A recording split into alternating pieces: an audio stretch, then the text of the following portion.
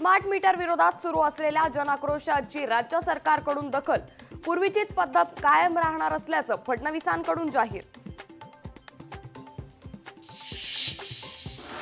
Amol कीर्तीकरांना CCTV footage देण्यास नकार, निवडणूक अधिकारी राजेंद्र क्षीरसागर यांची नकार घंटा, मतमोजणीत गोंधळ झाल्याचा कीर्तीकरांचा आरोप।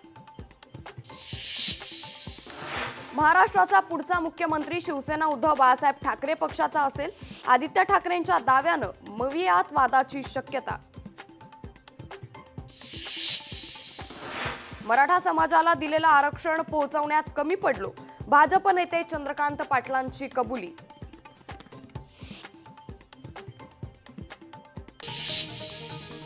राम मंदिर उडवून देण्याची दहशतवाद्यांची धमकी, जैश ए मोहम्मद दहशतवादी संघटनेची धमकी, अयोध्येचा राम मंदिराच्या सुरक्षेत वाढ।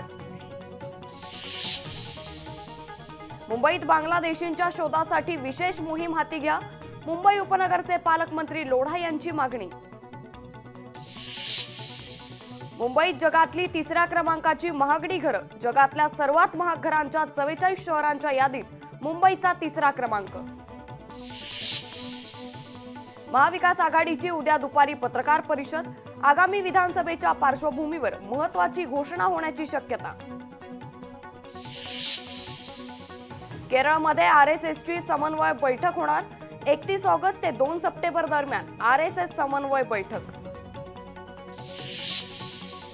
पुणे हिट अँड रन प्रकरणात आरोपींना 14 दिवसांची न्यायालयीन कोठडी। मुंबई कस्टम विभागाची कारवाई, 11 ते 13 जून दरम्यान 10.50 किलोपेक्षा जास्त सोनं जप्त, 5 प्रवाशांना अटक।